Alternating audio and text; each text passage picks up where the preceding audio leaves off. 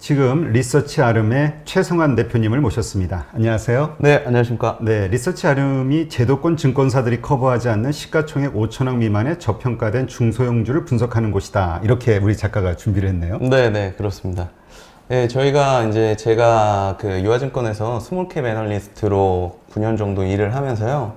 어떻게 하면은 뭐 이렇게 개인 투자자분들한테 좋은 종목들을 소개할 수 있을지 좀 고민을 해봤었고, 그러면서 뭐 아무래도 그 좀 저평가되어 있는 종목들 중에 이제 5천억 미만의 중소형주들을 좀 발굴해가지고 이런 기업들이 있다는 걸 소개해드리고, 또 그런 쪽에서 또 뭐 라이징 스타가 나올 만한 그런 종목들을 제시해드리는 게 어떻게 보면은 저희 롤이라고 보시면 될 것 같습니다. 네, 일단 종목에 대한 이야기는 좀 후반부에 말씀을 나누도록 하고요.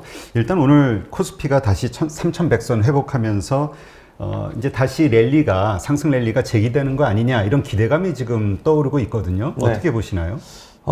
현재 이제 코스피라든지 코스닥 그 지수라고 보면 지수의 수준이 지금 연초에 고점 수준에 지금 있지 않습니까? 네네. 그래서 어떻게 보면은 2월 말이나 3월 초 정도에 상당히 조정기를 겪으면서 많은 투자자분들이 조금 뭐 시장이 다시 하락하는 건 아니냐 하는 그런 우려감들이 있었지만, 최근에 다시 이제 올라오는 모습들을 보이면서 어떻게 보면은 시장에 대한 그런 그 긍정적인 면들을 좀 보기 시작했다라는 점이 상당히 이제 시장에는 뭐 호재라고 보실 수가 있을 것 같습니다.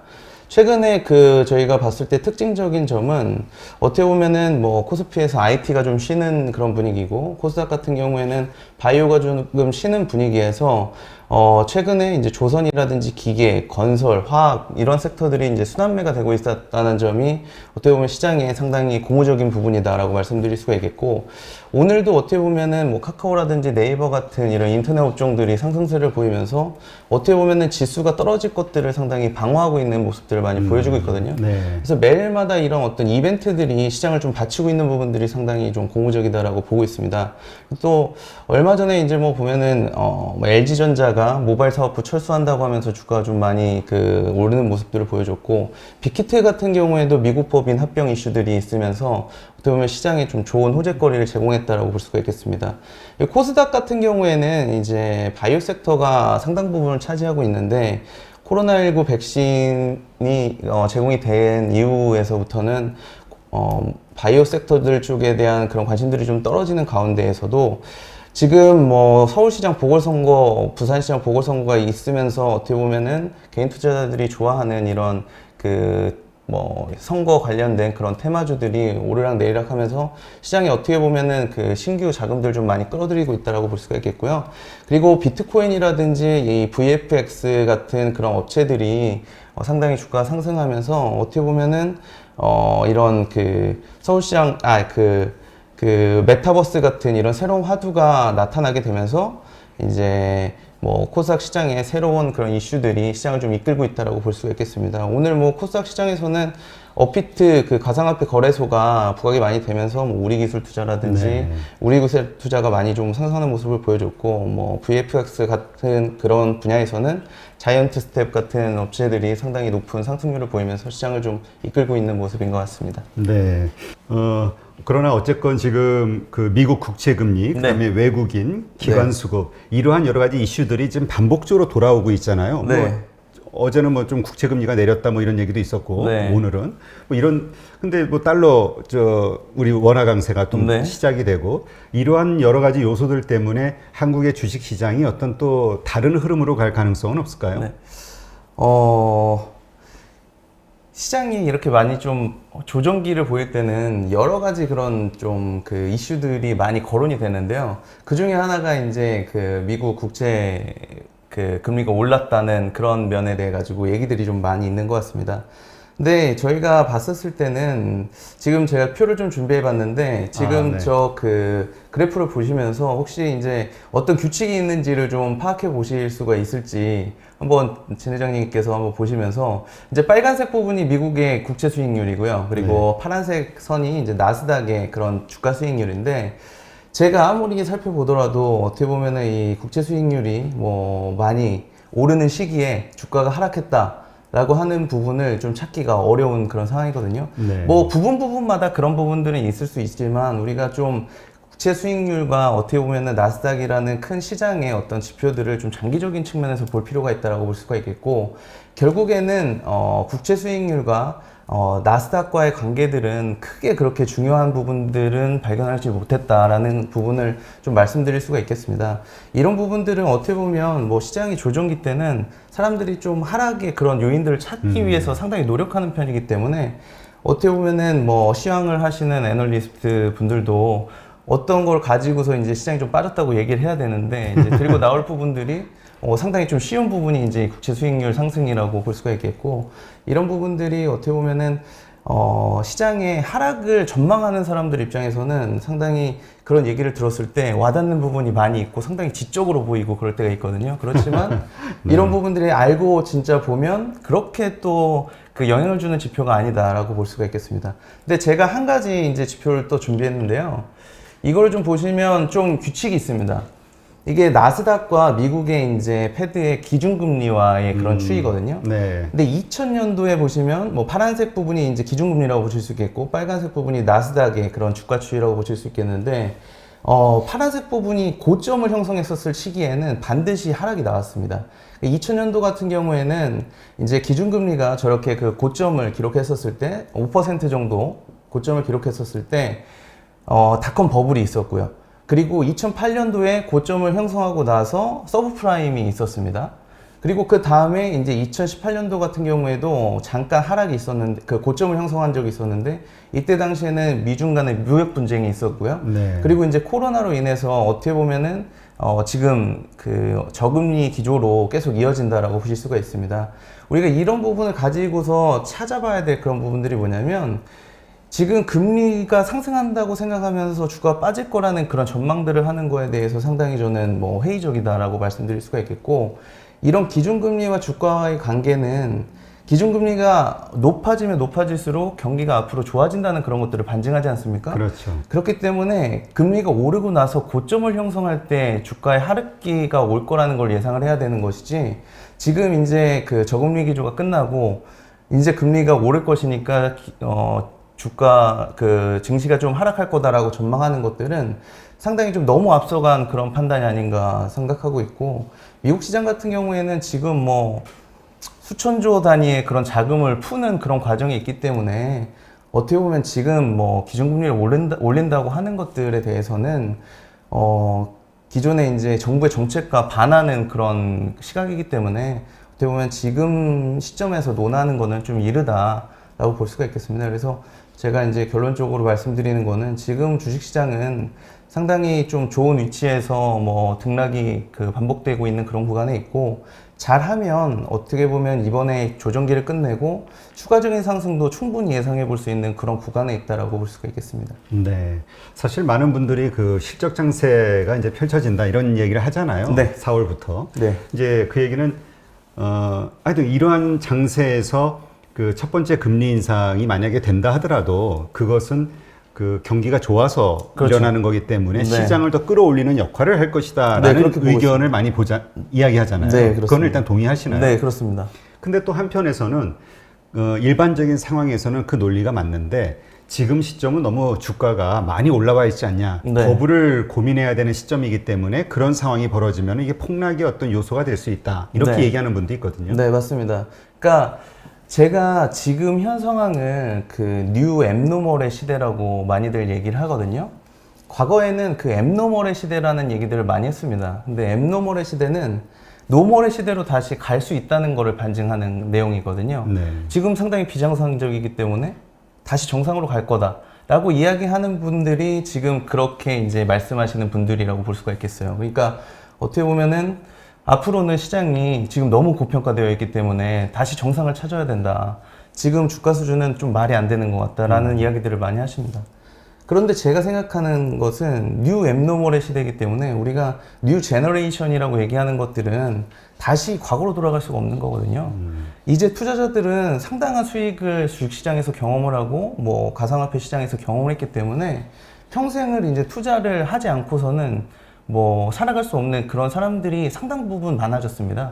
그렇기 때문에 과거의 그런 어떤 잣대로 지금 시장을 이렇게 그 똑같이 보는 것들은 상당히 좀 뭐 모순적인 그런 사고가 아닌가 싶고요. 지금은 어떻게 보면은 개인 투자자들의 자금이 뭐 74조 원, 예탁금이 74조 원까지 갔다가 지금 뭐 60조 원 정도 수준에 머물러 있는 상황인데 충분히 주가 하락기 때 방어할 수 있을 정도의 그런 실탄이 마련되어 있는 상황이라고 보고 있어서 지금 주가 수준에 대해서 뭐 고평가됐다 이렇게 얘기하는 것들은 조금 무리가 있는 그런 그 내용이지 않나라고 생각을 하고 있고 지금 보면은 삼성전자가 맨날 이제 뭐 저평가되어 있다고 얘기하는데 PER 15배 수준 아닙니까? 그렇죠. 근데 해외 뭐 나스닥에 상장이 만약에 됐다, 뭐 다우에 상장이 됐다가 얘기하면 20배, 30배도 받을 수 있는 기업이라고 다들 생각하지 않습니까? 그런데 우리 시장을 되게 고평가라고 얘기하는 것 자체가 이쪽 부분에 갔었을 때는 되게 좀 저평가되어 있다고 얘기를 하면서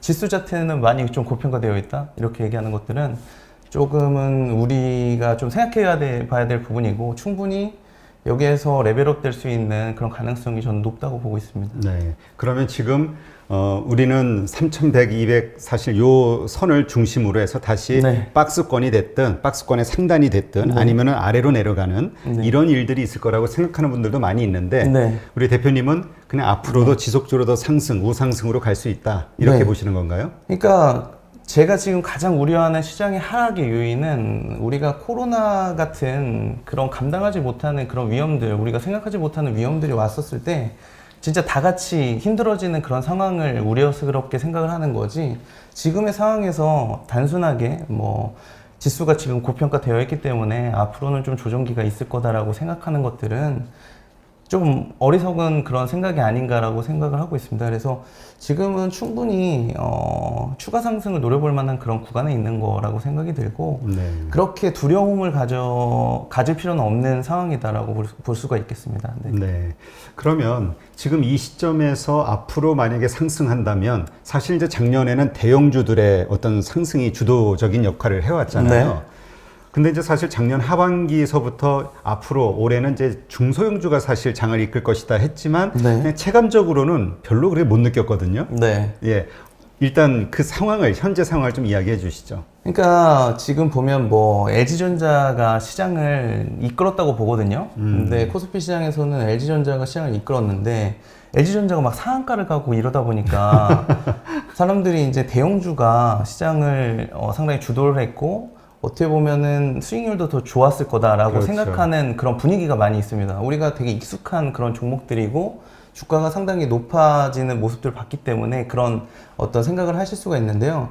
저희가 과거 1년 동안에 코스피, 코스닥의 대형주, 중형주, 소형주의 그런 수익률 추이를 좀 살펴봤거든요. 네. 그랬더니 이런 결과가 좀 나왔습니다. 그러니까 지금 코스피의 이 자료인가요? 네네, 제 자료를 준비를 해봤는데요. 코스피 같은 경우에는 대형주가 이제 다들 대형주는 1위서부터 100위까지 시가총액, 그리고 중형주는 이제 300위까지, 그리고 나머지는 이제 소형주로 구분을 해가지고 저희가 1년간의 그런 그 주가 수익률 추이를 좀 살펴봤습니다. 근데 그러면서 나타난 것처럼 코스피 대형주는 이제 74%, 중형주는 87%, 소형주는 77% 정도가 나타났고 코스닥 같은 경우에는 대형주가 59%, 중형주가 이제 71%, 소형주가 뭐 이제 80% 가까운 그런 수익률을 나타냈거든요. 그러니까 우리가 익숙한 그런 그 대형주 종목들이 주가 많이 오른다는 그런 보도 자료도 많이 보고 이러다 보니까 대형주들이 이제 좀 많이 시장을 주도했다라고 생각할 수는 있지만 사실 보면 중형주나 소형주 부분에서 수익률이 높은 그런 종목들이 많았었고 그리고 그 대형주들이 그 주가를 움직이는 그런 장세들은 어떻게 보면은 패시브 쪽에 자금들이 많이 유입이 됐을 때 기관 투자자라든지 외국인 투자자가 시장을 주도했을 때 이런 현상들이 좀 많이 나타나는 법이거든요. 그런데 지금 시장은 개인들이 투자를 주도하는 그런 상황이기 때문에 어떻게 보면 앞으로도 중소형주 쪽에서 이런 놀라운 수익률을 기록하는 그런 회사들이 나올 수 있지 않을까 저희들은 보고 있고 올해 가장 이제 핫한 종목이라고 할 수 있는 게 그 데블시스터즈라는 기업입니다.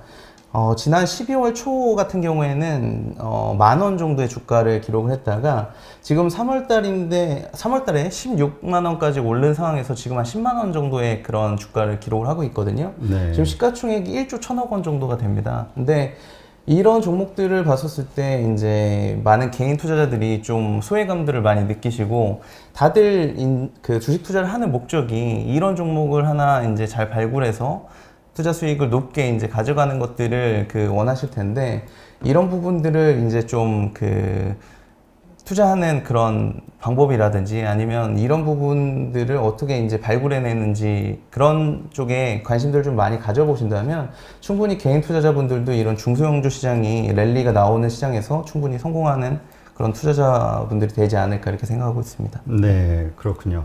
근데 네. 우리 개인 투자자들 가운데서 상당수가 이제 잘 모르는 분도 많고 하니까 주린이들 네.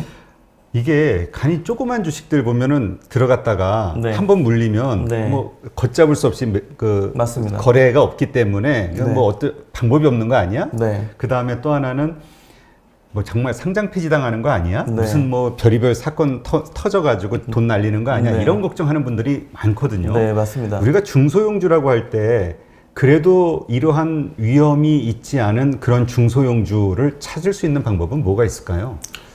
일단은 제가 생각하는 가장 좋은 투자 방법은 본인들이 잘 알고 있는 그런 분야에서 종목을 찾는 방법입니다. 만약에 본인이 이제 뭐 건설 현장에서 일을 하시는 분이라든지 건설과 관련된 일을 하시고 있다고 생각하면 최근에 건설 경기가 상당히 좋은 흐름들을 보여주고 있거든요. 뭐 착공 건수율이 뭐 엄청나게 지금 좋아지고 있는 상황이기 때문에 YOY로 뭐 75%가 늘어났다고 하거든요. 그래서 건설 경기가 이렇게 좋아지는 모습들을 본인이 체감을 하면 그거 가운데에서 어떤 분야가 실적이 좋을지, 어떤 분야에 이제 수혜가 많이 나타날지를 본인이 충분히 먼저 생각할 수가 있다고 저는 생각하거든요. 그리고 만약에 본인이 이제 코인에 투자하는 그런 투자자라고 하면 이 거래소가 진짜 돈을 많이 벌겠구나라고 충분히 저는 생각할 수 있었다고 생각이 듭니다. 그래서 그렇죠. 두나무 같은 그런 비상장 업체가 업비트라는 뭐 세계 굴지의 그런 거래소를 운영하고 있고 충분히 그 가운데에서 그런 투자 수익들이 많이 늘어날 수 있을 거라고 생각을 하면 그것과 관련된 종목들을 충분히 투자할 수 있을 거라고 저는 생각을 하거든요. 그래서 그런 쪽에 어떤 그런 사고를 좀 넓혀가는 그런 과정들이 있으면 충분히 본인이 있는 그런 섹터에서 안정적인 회사들을 발굴할 수 있다고 생각이 들고 최근에 들어서야 이제 거래소 관련된 비트코인 거래소 관련된 주식들이 오르는 거지 그 전에 충분히 이제 그런 분들이 알 수가 있었거든요. 그렇지만 이 기다리는 시간들이 상당히 좀 시간이 길고 오래 걸리다 보니까 투자자분들이 이런 쪽에 그런 어떤 인내를 하는데 좀 시간을 들이는 거에 대해서 상당히 좀 뭐 꺼려 하시는 부분들이 많이 있습니다. 그래서 지금 막 핫한 종목들 그리고 막 지금 사람들이 열광하는 그런 종목들에만 투자에 관심을 갖다 보니까 이제 뭐 간혹 가다가 보면은 이제 좀 안 좋은 종목들도 있고 고점에 사다 보니까 물릴 확률도 높고 그러다 보니까 이제 주식 투자에 좀 실패하고 이러는 모습들을 보여주고 있는데 이런 부분들을 좀 저평가되어 있는 본인이 아는 필드에서 종목들을 찾게 되면 충분히 이제 투자 수익을 거둘 수 있지 않을까 이렇게 생각하고 있습니다. 네. 그러니까 우리가 일단 중소형주라고 하면 일단 시총을 그래도 어느 정도 선 정도에서 네. 고르는 게 그래도 성공 확률이 높은가요? 근데 이제 지금 보시다시피 소형주의 수익률이 가장 높거든요. 그렇기 때문에 어떻게 보면 소형주라고 하면 이제 300위권 이하의 종목들을 모두 이제 모은 그런 지표라고 보실 수 있겠는데 시총 300위 아래. 네네. 그런데 이제 저희들이 판단하기에는 5천억 아래 기업들을 저희들이 이렇게 종목을 발굴하는 이유가 대형주들은 기존에 이제 제도권 애널리스트들이 충분히 커버를 하고 있고 뭐 추가적으로 발굴할 그런 종목들이 많이 없습니다. 그렇지만 아직도 뭐 시가총액 1,000억, 2,000억 그런 종류의 그런 수준의 그런 기업들은 보고서가 1년에 한 건도 안 나오는 종목들이 엄청나게 많거든요. 그렇죠. 아직도. 그런데 이제 애널리스트들이 그런 쪽에 커버를 할 수 있는 시간들이 없고 지금 애널리스트 숫자가 많이 줄어들고 있습니다. 지금 뭐 1,000명 언더로 지금 줄어들었다고 얘기가 나오는데 과거에 이제 저희들이 일할 때만 해도 1,200명 정도가 됐었고 상당히 스몰캡이 활성화되면서 어떻게 보면은 그런 종목들을 찾는 데에 많은 많은 애널리스트들이 좀 주목을 많이 하고 있었습니다. 네. 그래서 본인들의 이제 몸값을 올리고 뭐 어떻게 보면 투자자들한테 관심을 받는 것들이 이런 종목들을 발굴하는 데 있었다고 한다면 지금은 어떻게 보면 대형주를 상당히 이제 잘 커버를 해서 매니저들한테 이제 어떤 뭐 유니크한 자료들을 좀 제공하는 것에 집중이 되어 있기 때문에 상당히 지금 개인 투자자들은 좀 정보의 그런 비대칭에 있는 그런 상황이다라고 볼 수가 있겠고, 그래서 저희들은 충분히 뭐 5천억 언더의 기업들 중에서 수익률이 뭐 2배, 3배 될 수 있는 종목들이 아직도 많이 있다고 보고 그런 종목들을 발굴하는데 좀 노력하고 있습니다. 네. 그 종목 발굴하실 때, 근데 이제 네. 보통 이렇게 추천을 받잖아요. 애널리스트나 아니면은 무슨 리서치에서. 네. 이렇게 추천을 해주시는 종목들을 들어가 보면은 네. 많은 분들이 가지고 있는 불만이 이게 상승하기 전이 아니라 한참 상승해 있을 네, 때라는 맞습니다. 이야기를 많이 한단 네. 말이에요. 네. 그러니까 이게 좀 미리 알 수는 없는, 그러니까 네. 많이 올라온 상태에서 들어가려니까 더 겁이 네. 나는 거죠. 맞습니다. 그러니까 애널리스트들이 하는 일은 본인이 맡은 섹터에 어떤 산업과 관련된 그런 이슈들을 정리하고 한 종목만이 아니라 그 섹터에 있는 종목들, 커버리지 종목들을 계속적으로 팔로우 해주는 역할이 지금 그 애널리스트들의 많은 그런 업무 형태거든요. 네. 그렇지만 이제 저희가 독립 리서치를 창업한 이유는 시장 제도권에서 이런 것들을 잘 못해주는 그런 종목들에 대한 정보들을 신규로 제시를 해주고, 그 종목들이 저희들은 이제 높이 올라와 있는 종목들을 제시해서는 투자자분들이 관심을 그렇죠. 갖지도 않고, 저희들이 무슨 뭐 이미 주가가 올라와 있는데 이거를 뭐 홍보해주는 그런 그 리서치도 아니기 때문에 철저하게 저희가 발굴하는 종목들은 바닥에 있는 종목들을 발굴하고 있습니다. 그래서 제가 이제 애널리스트 생활을 하고 어떻게 보면은 스몰캡 분야에서 조금 이제 인지도가 생겼던 부분들이 이제 이런 부분이었었어요. 그러니까 저희 그 팀장님이 제가 처음에 입사했었을 때 이런 말씀을 하셨었는데, 너가 여기에서 성공을 하려면 남들이 다들 매수 의견을 냈었을 때 너가 매도 의견을 제대로 내던지, 아니면 너만의 종목을 발굴해서 그거를 뭐 몇 배, 그때 당시에는 이제 스몰캡이라고 하면 1,000억 원 언더의 기업들을 많이 얘기를 했었거든요. 네. 그런 기업들을 5천억 정도까지 만들어 봐라. 이런 말씀을 해주셨는데, 저는 이제 그런 후자 쪽에 좀 타겟팅을 해서 뭐 어떻게 보면은 계속적으로 그런 기업들 발굴하는데 노력을 했었던 상황이고요. 그래서 지금 제가 회사를 창업한 이유들도 그런 쪽에 어떤 그 서비스 제공이라든지 그런 정보 제공들을 하기 위해서 저희가 이제 회사를 만들었다고 보시면 될 것 같습니다. 네.